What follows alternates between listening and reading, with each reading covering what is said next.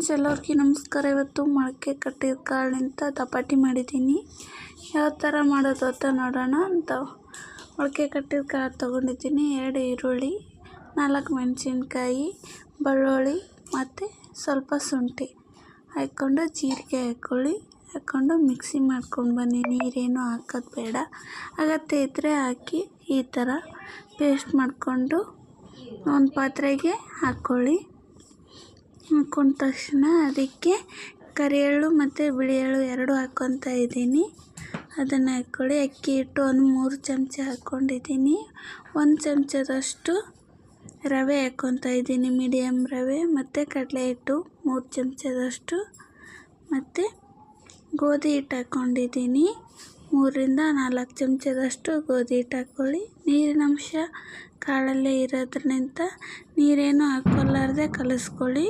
ರುಚಿಗೆ ತಕ್ಕಷ್ಟು ಉಪ್ಪು ಚೆನ್ನಾಗಿ ಮಿಕ್ಸ್ ಮಾಡ್ಕೊಂಡು ಬನ್ನಿ. ಚಪಾತಿ ಅದಕ್ಕೆ ಇದ್ದರೆ ಸಾಕು, ಇಲ್ಲಾಂದರೆ ಅದಕ್ಕಿಂತ ಒಂದು ಸ್ವಲ್ಪ ತೆಳುವಾಗಿದ್ರೂ ಆಯಿತು.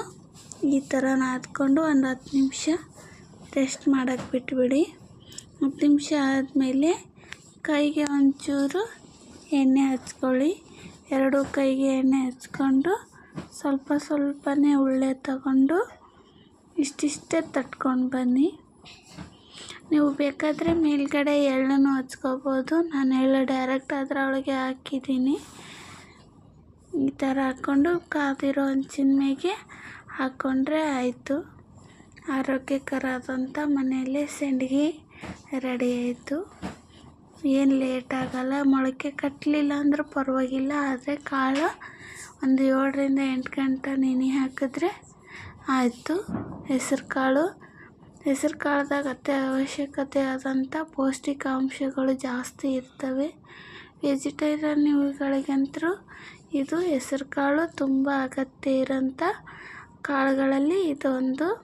ನೋಡಿ, ಕಾದಿರೋ ಹಂಚಿಗೆ ನಾನು 5 ಸಂಡಿಗೆ ಹಾಕ್ಕೊತಾ ಇದ್ದೀನಿ. ಚೆನ್ನಾಗಿ ಹಾಕಿ ಮಕ್ಕಳಿಗೆ ಟಿಫಿನ್ಗೆ ಆಗಲಿ ಮತ್ತು ಸ್ನ್ಯಾಕ್ಸಿಗೆ ಆಗಲಿ ಈ ಥರ ಮಾಡಿಕೊಟ್ರೆ ಚೆನ್ನಾಗಿ ತಿನ್ಕೊತವೆ. ನಾನು ಎಲ್ಲದಕ್ಕೆ ಹತ್ತಂಗೆ ಎಣ್ಣೆ ಹಾಕಿದ್ದೀನಿ.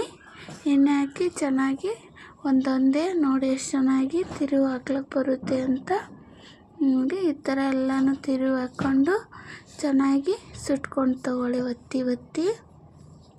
ಒತ್ತಿ ಸುಟ್ಕೊಂಡು ತಗೊಂಡ್ರೆ ನಮಗೆ ಇಷ್ಟವಾದಂಥ ಸಂಡಿಗೆ ರೆಡಿ ಆಯಿತು. ಆರೋಗ್ಯನೂ ಆಯಿತು ಮತ್ತು ರುಚಿಕರವಾಗಿದ್ದೂ ಆಯಿತು. ಇವತ್ತು ತಕ್ಕೊಂಡು ಮೊಸರು ಜೊತೆ ತಿಂದರೆ ಆಯಿತು ಬ್ರೇಕ್ಫಾಸ್ಟಿಗೆ. ಇವಾಗ ನಾನು ಡೈರೆಕ್ಟಾಗಿ ಹಂಚಿನ ಮೇಗೆ ಪಟ್ಕೊಂಡಿದ್ದೀನಿ.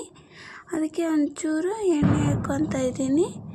ಎಣ್ಣೆ ಹಾಕ್ಕೊಂಡು 2 ಸೈಡು ಚೆನ್ನಾಗಿ ಬೇಯಿಸಿದ್ರೆ ಆಗೋಯ್ತು. ನಿಮಗೆ ಇಷ್ಟ ಆದರೆ ಲೈಕ್ ಮಾಡಿ. Thank you friends.